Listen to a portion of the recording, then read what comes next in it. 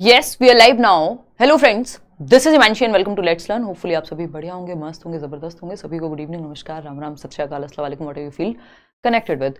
Hopefully आप paper देख करके अपने आंसर की वगैरह चेक कर चुके होंगे इंटरनेट से, क्योंकि अभी जो ऑफिशियल आंसर की है वो तो आई नहीं है. EVS यानी एनवायरमेंटल स्टडीज़, पर्यावरण अध्ययन, थोड़ा सा लोड आपका कम हुआ होगा, थोड़ा सा बढ़ा होगा कुछ लोगों का, क्योंकि जो पेपर मतलब अगर हम देखें एक बैलेंस्ड से थोड़ा सा आगे गया है. मतलब हम कहेंगे मॉडरेट टू डिफ़िकल्ट की तरफ पेपर इस बार चला गया. वो मतलब स्वाभाविक भी था, क्योंकि ऑनलाइन में जब पेपर मुश्किल हुआ और ऑफलाइन में पेपर कंपैरेटिवली, ऐसा नहीं है कि हमेशा इजी हुआ करता था. 2018 में एक मुश्किल पेपर देखा गया था, तो उसके अलावा उससे पहले भी एक दो बार जो है डिफ़िकल्टी लेवल बढ़ा था. तो ऑनलाइन और ऑफलाइन दोनों को मर्ज करके इन्होंने एक पेपर निकाल दिया, जो कि ऑफकोर्स जैसा मैं हमेशा कहती हूँ कि कुछ क्वेश्चंस डिफ़िकल्ट, कुछ क्वेश्चंस इजी और ज़्यादातर क्वेश्चंस मॉडरेट होते हैं. तो वो पैटर्न है. बट थोड़ा सा अगर देखा जाए तो अब ज़्यादा अपनी अंडरस्टैंडिंग को बेटर करने का समय है ना. स्टार्ट करें. EVS की एक आंसर की जो है हम क्या कर लेते हैं, चेक कर लेते हैं एक तरह से. और आप लोग ये भी पता कर लेंगे इस बहाने से कि बफरिंग वगैरह तो कुछ नहीं हो रही है, क्योंकि ये सिस्टम पूरा ही चेंज करा दिया. कल थोड़ा सा समय दे करके इस बार बफरिंग ने बहुत परेशान किया. अगर अभी भी हो रही है तो फिर तो ईश्वर ही मालिक है, ठीक है ना. तो स्टार्ट करते हैं. और कोशिश करूँगी मैं, वैसे तो कोई प्लान था नहीं, बट आप में से कई लोगों के कमेंट्स आए तो सोचा कि EVS और मैथ्स, हिंदी, इंग्लिश की पेडागोजी, अगर ये सेशंस हो पाते हैं तो कल एक बार प्रयास रहेगा कि कर लें. बाकी इसमें एग्जैक्ट जो है आपको 10 दिन बाद ही ऑफिशियल आंसर की आ जाएगी. फिर भी एक जो टीम के साथ डिस्कस करके और पेडागोजी में खुद भी थोड़ा सा समय लगा करके एक्सप्लेनेशन को थोड़ा शॉर्ट ही रखें, क्योंकि ये पेपर समझने का कोई उद्देश्य नहीं है. अभी फाइनल आंसर की, आंसर की तक पहुंचना एक उद्देश्य है. देखिएगा, समय कम लेंगे और काम ज़्यादा. Rama plays cricket with his friends. Ram plays cricket with his friends every evening. Which energy does he use to play cricket. अब कुछ क्वेश्चंस हैं जो साइंस वाले ये हर साल ही अब डालने लग गए हैं, डाल दिए हैं. तो यहाँ पे मस्कुलर एनर्जी, जो कि केमिकल एनर्जी की ही एक फॉर्म है, तो 1% की प्रोबेबिलिटी केमिकल है, अदरवाइज ये मस्कुलर ही देना चाहिए. इनको आंसर वही बनता है. तो चलते हैं आगे नेक्स्ट क्वेश्चन पे. टीम के साथ डिस्कशन हो चुका है. डी ऑप्शन 62 नंबर क्वेश्चन जब हम देख रहे हैं तो हमारे सामने एक चीज़ निकल के आती है कि क्वेश्चन कहता है पेडागोजी भी इस बार किन्होंने अच्छे लेवल की दी है. अगर हम बात करें EVS की पेडागोजी की भी, which one of the following is sticky rice is a common variety of rice in Assam. B option के साथ यहाँ जाएंगे बोरा राइस. आगे बढ़ेंगे. Question number 63. When we burn fuels we get, यानी जब हम ईंधन जलाते हैं तो light and heat and light energy यहाँ से जनरेट होगी. C option. ठीक, आगे बढ़ेंगे नेक्स्ट क्वेश्चन पे. क्वेश्चन नंबर है आपका 64 क्या कहता है, consider the following statements about snakes and identify the correct incorrect one. Snakes के बारे में, सांपों के बारे में इन गलत आपको एक स्टेटमेंट चूज करना था. तो दे च्यू अप देयर प्रे, ये अपने आप में ही गलत है कि जो अब वे अपने शिकार को चबाकर खाते हैं. ऐसा कोई भी सांप आपने करते हुए नहीं देखा होगा. निकलने वाली बात फिर भी आ जाए तो they swallow their food whole. ये शार्प टीथ, फैंग्स, ये सब हम पढ़ चुके हैं NCERT में, या आपको जो नोट्स मिले थे उससे भी अगर पढ़ा होगा. क्वेश्चन नंबर 65 देखिए. With respect to Gujarat the locations of Uttar Pradesh and Andhra Pradesh. अब आपको पता है गुजरात यहाँ कहीं तटीय क्षेत्र है. उत्तर प्रदेश की बात करेंगे तो इधर जाके कहीं ऊपर की तरफ होगा, यानी क्या हो गया, ये नॉर्थ है और ईस्ट है. वैसे ही अगर आंध्र प्रदेश की बात करेंगे तब भी ये यहाँ से नॉर्थ और आपका साउथ और ईस्ट में यहाँ कहीं आंध्र प्रदेश पड़ेगा, तो साउथ ईस्ट में जाना पड़ेगा. तो नॉर्थ ईस्ट और साउथ ईस्ट इसका सही उत्तर हो जाएगा. D option is the right answer. आगे बढ़ेंगे नेक्स्ट क्वेश्चन पे. नेक्स्ट क्वेश्चन क्या कहता है भाई, ये कहता है क्वेश्चन नंबर 66 है, कॉलम मैच करने को है. कॉलम A है और कॉलम B है. अब इसमें सिंपल है, क्यूमिन सीड्स यानी जीरा की बात हो रही है. स्मॉल बट फ्रेग्रेंट, ठीक है, फर्स्ट का. फोर्थ, सैफरॉन यानी केसर, जो कि पीले रंग का होता है, कह सकते हैं. क्लोव जो है वो एक नेल के जैसी अपीयर करती है. चिलीज जो है अमेरिका से, साउथ अमेरिका से आई थी, आपकी NCERT में भी गिवन है.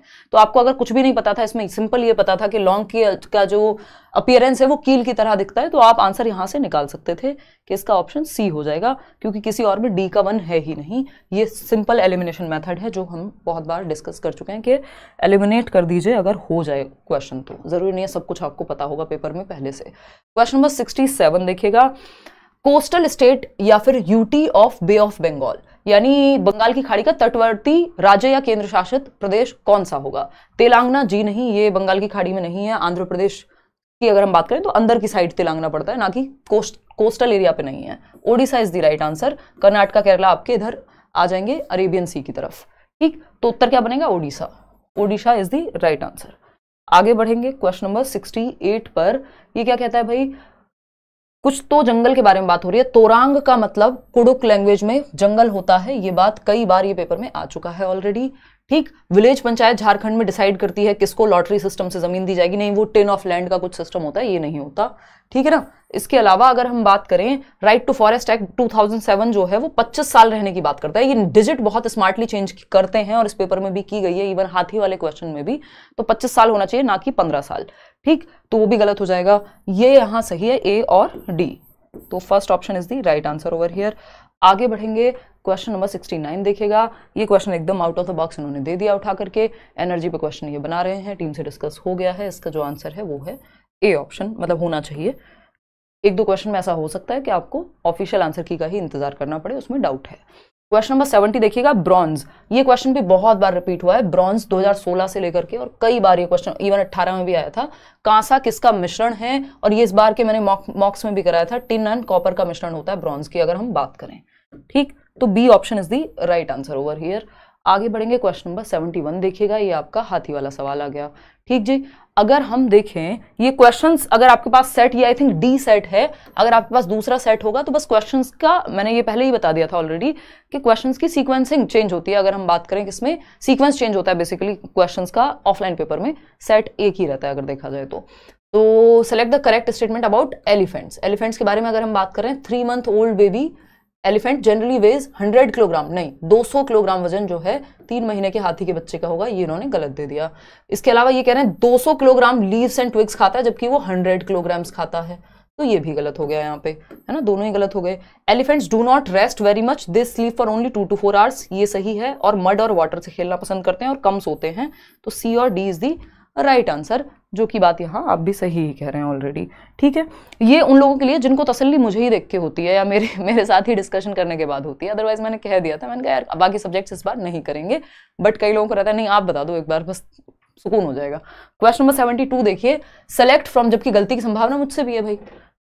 Select from the following the best period of the year for the people of Bihar to start a bee keeping programme. Bee keeping का जो चैप्टर है October to December, B option is the right answer. अच्छा, जो CDP वाला session है उसमें एक question मैंने मिसरीड किया था, और वो मिसराइड है, उसमें क्वेश्चन नंबर 7 है आई थिंक, वो मैंने नीचे बता दिया है कि वो पूछा किसी और कॉन्टेक्स्ट में था, जो वो गर्ल्स वाला जेंडर की बात हो रही थी जहां, तो उसमें रीजनिंग तो मैंने सही बताई थी, वो उसका स्टेटमेंट भी सही बनेगा जिस तरह से क्वेश्चन पूछा है, वो मैंने कमेंट्स में बता भी दिया था। बाकी किसी क्वेश्चन में कोई दिक्कत है नहीं। क्वेश्चन नंबर 73 देखिए, read the following statement. Assertion क्या है? अजर्शन इस बार इधर भी दे दिया। On applying pressure gas can be compressed easily, ठीक है। When we apply pressure to a gas, ये हो जाएगा, दोनों ही बातें ठीक है। सी ऑप्शन के साथ यहाँ चले गए चुपचाप से। आगे बढ़ेंगे क्वेश्चन नंबर 74 पर। क्वेश्चन नंबर 74 क्या कहता है? अगेन एक स्टेटमेंट है और एक और स्टेटमेंट बी है। स्टेटमेंट कहता है स्लैंटिंग रूफ होती है मनाली में, बैम्बू पिलर्स पे घर होता है, जी नहीं, असम में होता है ऐसा, तो ये क्या हो गया? फॉल्स हो गया, ठीक। Manali receives a lot of rain and snowfall, ये बात सही है, तो बी तो करेक्ट है बट ए इज इनकरेक्ट, तो बी ऑप्शन के साथ यहाँ हमें जाना पड़ेगा, ठीक है बात। आगे बढ़ेंगे नेक्स्ट क्वेश्चन पे। नेक्स्ट क्वेश्चन क्या है? क्वेश्चन नंबर है 75। क्वेश्चन नंबर 75 क्या कहता है ये भी देख लेते हैं थोड़ा सा। Consider the following main functions of plants. Plants के मेन फंक्शंस पूछा है। To produce and store food, थोड़ी स्टोर करते हैं। Give strength and support to the plant, to transport water and minerals, ठीक है। तो ए को छोड़ दें अगर, तो बी सी का कहीं ऑप्शन हमारे पास है, तो B option is the right answer as per my view. Question number 76 देखिएगा। अब बात होती है पेडागोजी की, यहाँ है ना, 15 क्वेश्चन पेडागोजी के, 15 क्वेश्चन आपके जो हैं वो ईवीएस वाले, जिसमें से 5 क्वेश्चन साइंस के हैं लगभग, या 3 से 4 क्वेश्चन साइंस के हैं, और 12 के करीब जो है 12 से 11 क्वेश्चन, 11-12 क्वेश्चन आपके एनसीईआरटी से हैं, बट थोड़े घुमा के पूछे हैं, ठीक। असर्शन क्या है? Learning of EVS needs to be oriented to process skills. हाँ, प्रोसेस स्किल्स होती हैं, ऑब्जर्वेशन, ये आपने अगर प्रीवियस मैराथन भी देखी है तो ये बात आपको पता है, हाँ ये बात सही है। रीजन क्या है? Through acquiring various process skills learning outcome of EVS expected to be achieved, बात ठीक है ये भी, तो दोनों ही बातें यहाँ सही हैं, C option is the right answer over here. आगे बढ़ेंगे क्वेश्चन नंबर 77 पर। ये क्या कहता है भाई? क्वेश्चन नंबर 77 कहता है an EVS teacher demonstrates an experiment in class in which an egg sinks in a tumbler with water, कि ये आपके एनसीईआरटी में भी है कि एक ग्लास में जो है वो एग सिंक हो जाता है, लेकिन अगर नमक ऐड करते हैं तो डेंसिटी बढ़ जाती है, उस कारण से वो तैरने लगेगा। इस पे हल्का सा डाउट है, इसके लिए ऑफिशियल का हम थोड़ा सा वेट करेंगे। इसमें 2 आंसर्स के सही होने की संभावना है, फिर भी हम यहाँ कोशिश करेंगे कि, क्योंकि इन्होंने पूछा she can give students following is the most appropriate explanation, कि वो क्या एक्सप्लेनेशन दे सकती हैं स्टूडेंट्स इंक्वायरी के लिए। तो यहाँ पे बी और सी दोनों की ही संभावना है, तो उसको स्टार मार्क करके हम छोड़ देंगे, है ना। बी के साथ भी जा सकते हैं। क्वेश्चन नंबर 78 देखिएगा, ये क्या कहता है भाई, एन ईवीएस टीचर शुड ले emphasis on dash while preparing question paper for summative assessment. Summative assessment के लिए पेपर तैयार हो रहा है, तो content coverage and objectives of question paper, ठीक है बात, है ना। दोनों ही बातें यहां आ जाएंगी। आगे बढ़ेंगे 79 पर, formative assessment of EVS, formative FA, assessment for learning, assessment of learning, दोनों ही बातें क्या हैं, सही हैं। ऑफ लर्निंग तो एसए में आता है, अबाउट लर्निंग हम कुछ पढ़ते नहीं है, तो ए और सी सही हो जाएगा, कहीं ऑप्शन में दिया हुआ होगा डी ऑप्शन, ठीक है बात। आगे बढ़ेंगे नेक्स्ट क्वेश्चन पे। नेक्स्ट क्वेश्चन क्या कहता है एक बार देख लीजिएगा। क्वेश्चन नंबर 80 कहता है, you want to encourage hands on activities for students of EVS, which of the following is the most appropriate activity. तो drawing parts of different plants on a chart, map reading from a globe, collecting coins of different countries, developing an EVS kit from available material. D के साथ चले जाएंगे। आगे बढ़ेंगे question number 81 पर, again assertion और reasoning वाला question है।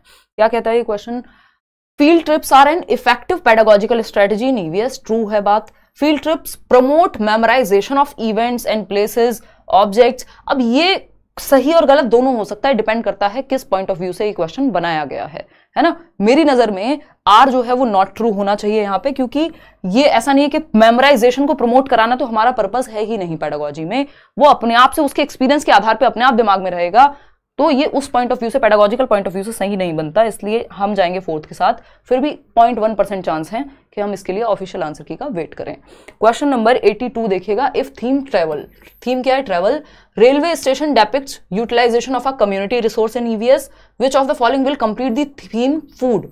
तो फूड के लिए एग्रीकल्चर फार्म, क्योंकि जो रिलेशन यहाँ ट्रेवल थीम से रेलवे स्टेशन का है वही फूड का एग्रीकल्चरल फार्म से है, तो B option is the right answer over here. आगे बढ़ेंगे क्वेश्चन नंबर 83 देखिएगा, while teaching EVS our teachers statement or question which encourages students to elaborate on an answer either on their own or from the response of their peers. तो इसको probing questions कहते हैं, कि आप question में और tap करते हैं और खोज करते हैं, एक क्वेश्चन से दूसरा क्वेश्चन निकलता जाता है। आगे बढ़ेंगे क्वेश्चन नंबर 84 देखिएगा, ये कहता है, our teacher wants to select synchronous communication with her students for teaching EVS, which of the following will she choose. तो ए के साथ जाएंगे यहाँ पे, सिंपल। आगे बढ़ेंगे नेक्स्ट क्वेश्चन पे। नेक्स्ट क्वेश्चन क्या है, 85, you have to select EVS text book for your students of class 3rd to 5th, which of the following criteria is most appropriate? Textbook should be child centric and devoid of any stereotype, यही best है। should be simple according to the mental level, ये सब तो बात सही है आपकी, लेकिन 3rd to 5th की बात हो रही है, तो ये सब चीजों का ध्यान रखना ज्यादा जरूरी है। इसी में लैंग्वेज सिंपल आ जाएगी, जो ए ऑप्शन है वो ज्यादा कॉम्प्रिहेंसिव है, तो ए के साथ ही जाया जाएगा यहाँ। क्वेश्चन नंबर 86 देखिएगा, असर्शन के क्वेश्चन कितने भरे हैं इन्होंने इस बार हर एक सब्जेक्ट में। असर्शन क्या है, at the primary level EVS has themes instead of topics, बात एकदम सही है कि थीम्स है, 6 थीम्स हैं ईवीएस में, सही बात है। Theme based EVS learning is easy for teachers and students as compare to topics. इसमें रीजन ये नहीं होता कि ये इजी होगा, है ना, ये सेंस नहीं बनाता मेरी अंडरस्टैंडिंग ऑफ पेडागोजी के अकॉर्डिंग, है ना। तो ये संभावना है कि ये सी मान लें कुछ लोग, बट ऑफिशियल आंसर की का इसमें अगेन वेट कर लेंगे। बट इसका मतलब इजी बनना नहीं है, इसका मतलब है कि बच्चा कनेक्टेड फॉर्म में पढ़ता है, तो मेरे अनुसार इसमें डी के साथ जाएंगे। आगे बढ़ेंगे क्वेश्चन नंबर 87 पे, विच of the following is not a learning outcome in EVS for class 3rd। तो आइडेंटिफाइज डायरेक्शंस ऑफ क्लासरूम, हाँ ठीक है, ठीक है। Voices opinion on good and bad touch, voices opinion on issues, observation related to the not सही 3rd class के लिए, तो ये सी ही हो जाएगा। आगे बढ़ेंगे नेक्स्ट क्वेश्चन पे। नेक्स्ट क्वेश्चन क्या है, क्वेश्चन नंबर है 88, which of the following options is a major objective of teaching EVS from classes 1 to 5 का उद्देश्य पूछा है। Helping learners link classroom learning to life outside the school, best है। Skills acquire करेंगे hands on activities independently करने के लिए, ये भी ठीक है। preparing students for studying science at the na, developing in depth and understanding of basic concepts of the subject, नहीं, acquiring skills to carry out hands-on activities independently और helping learners to link classroom. ये हमारे पास यहाँ ज़्यादा better option है. सारी दुनिया के कॉल जो हैं अभी आ चुके हैं, मैं दुखी हो गई हूँ फ़ोन कट कर करके, तो ए के साथ ही जाएंगे हम यहाँ पे.